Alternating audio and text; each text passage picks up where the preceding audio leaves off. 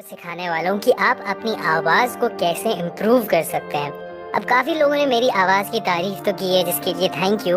लेकिन मुझे ये लगता है कि मेरी आवाज़ उतनी स्पेशल नहीं है। लेकिन मुझे ये ज़रूर पता है कि मेरी आवाज़ को मैं अपने फुल पोटेंशियल तक कैसे यूज़ कर सकता हूँ।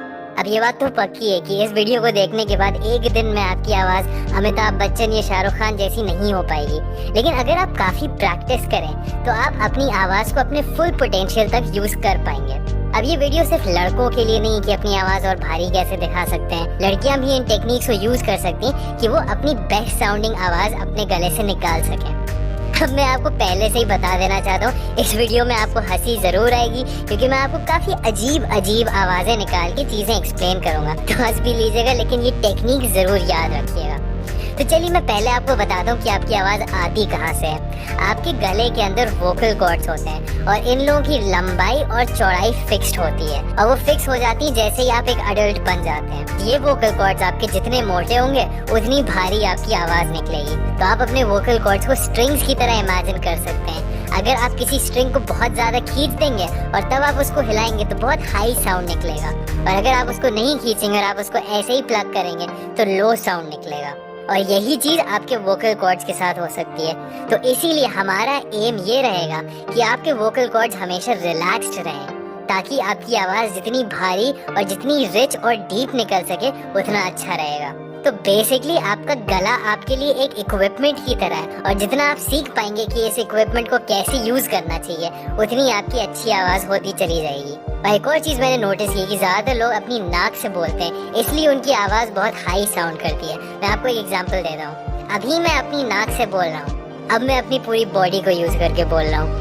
इसमें डिफरेंस ये है कि जब मैं नाक से बोलता हूँ तो मेरी आवाज सिर्फ एक छोटी जगह से निकल रही होती है मेरी नाक से, तो वो और हाई साउंड करेगी। और जब मैं ऐसे नॉर्मली बोल रहा हूँ तो वो मेरे चेस्ट के थ्रू वाइब्रेट कर रही है और इसलिए वो थोड़ी और डीप साउंड कर रही है। तो मैं आपको बताऊंगा कि आप इसको भी कैसे हटा सकते हैं। अब इस एग्जाम्पल में जब मैं अपनी नाक से बोल रहा था, मैंने कुछ इंटेंशनली बदल नहीं दी थी अपनी आवाज, मैंने जानबूझ के भारी नहीं कर ली है। वो बस ये है कि मुझे अपने गले के अंदर के इक्विपमेंट को यूज करना आता है, और इस वीडियो के बाद आप भी यही चीज सीख जाएंगे। तो चलिए शुरू करते हैं। पहली और सबसे इम्पोर्टेंट चीज जो आपको करनी चाहिए वो है कि गहरी सांस आपको लेना आना चाहिए।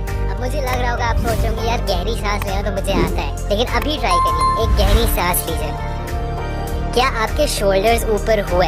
अगर आपके शोल्डर्स राइज किए आपकी गहरी सांस लेने से, तो मतलब आप सही से गहरी सांस नहीं ले रहे हैं। जब आप इनहेल करें तो आपका पेट एक्सपैंड करना चाहिए, आपका पेट बाहर निकलना चाहिए और आपकी पूरी बॉडी स्टिल रहनी चाहिए और आपके शोल्डर्स उसी जगह पे रहने चाहिए जहाँ पे वो हैं।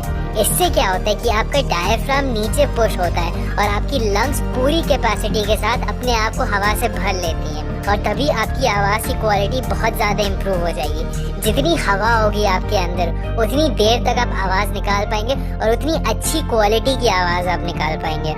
और अगर आपको समझ में नहीं आया तो आप जब भी ब्रीथ करिए अपने शोल्डर्स को वहीं रहने दीजिए और अपने पेट को बाहर निकाल के सांस लीजिए। थोड़ी प्रैक्टिस लगेगी तो एक और चीज आप कर सकते हैं कि आप लेट जाइए, क्योंकि जब आप लेट जाएंगे तब आप नेचुरल तरीके से ब्रीथ करेंगे। और ध्यान दीजिए कि आप गहरी सांस लेते हैं अगर लेट के तो आपकी बॉडी कैसे रिस्पॉन्ड करती है, और वही चीज आप खड़े होके करने की भी कोशिश करिए।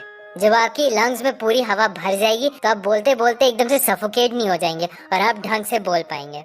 दूसरी चीज है कि आपको अपनी नाक से बोलना बंद करना होगा। जैसे मैंने शुरू में आपको एग्जांपल दिया था, आपको अपनी आवाज को अपने चेस्ट में वाइब्रेट करना होगा। अब मैं आपको एक बहुत आसान टेस्ट दिखाता हूँ कि आप देख सकते हैं कि आप अपनी नाक से बोलते हैं या नहीं। ये सेंटेंस को देखिए। इसको पहले मैं अपनी नाक बंद करके बोलूंगा और फिर अपनी नाक खोल के बोलूंगा, और अगर आप सही तरीके से बोल रहे हैं, अपनी नाक को नहीं यूज कर रहे हैं, तो आपकी दोनों आवाज सेम होगी। ये एक बैग है, ये एक बैग है। अब देखिए इन दोनों आवाजों में बहुत कम डिफरेंस था। अब अगर मैं अपनी नाक से बोल रहा होता तो ये आता, ये एक बैग है, ये एक बैग है। तो यही चीज आपको अवॉइड करनी है। अपनी नाक बंद करके सेंटेंसेस बोलने की प्रैक्टिस करिए और कोशिश करिए कि वो वही साउंड निकले जैसे आपका निकलता है बगैर नाक बंद किए। अब मैं आपको सबसे इंटरेस्टिंग बात बताने वाला हूँ। एक एक्सरसाइज है जो आप अपनी आवाज के लिए यूज कर सकते हैं अपनी आवाज इंस्टेंटली डीप बनाने के लिए। अब मैं आपके साथ ये एक्सरसाइज करूंगा तो आपको मेरी आवाज में भी डिफरेंस दिखेगा। थोड़ी अपनी हंसी जरूर कंट्रोल करिए क्योंकि ये बहुत फनी है।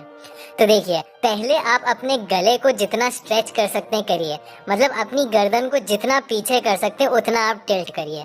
और फिर पहले आप नॉर्मल आवाज में ये 3 वर्ड्स बोलिए, king Kong ping pong ding dong. इस तरीके से बोलिए, king Kong ping pong ding dong. अब इससे थोड़ी सी और डीप करके यही चीज इसी पोस्चर में फिर से बोलिए, king Kong ding dong ping pong. अब लास्ट बार आप अपने आप को पूरी तरीके से पुश करके जितनी भारी आपकी आवाज निकल सके उतनी भारी करके यही तीनों चीजें बोलिए, king Kong ding dong ping pong. अब शायद आप नोटिस करें मेरी आवाज अपने आप ही थोड़ी सी और भारी हो गई है। इससे क्या होता है कि आपके वोकल कॉर्ड स्ट्रेच हो जाते हैं और वो और थोड़ा रिलैक्स हो जाते हैं उसी वजह से, इसलिए आपकी आवाज़ और गहरी निकलती है। तो जब भी आप कभी स्टेज पे जाने वाले या कोई प्रेजेंटेशन देने वाले हो तो बाथरूम में जाके सीक्रेटली ये प्रैक्टिस कर लिया करिए, इससे आपकी आवाज़ में फौरन थोड़ा सा डिफरेंस तो आएगा ही। बस इन टेक्निक्स को प्रैक्टिस कर लीजिए और जितनी इम्प्रूव हो सके उतनी इम्प्रूव कर लीजिए। कोई ज़रूरी नहीं कि आपकी आवाज़ बहुत भारी हो या किसी एक्टर की तरह अपनी आवाज़ को फुल पोटेंशियल के लिए यूज़ करें।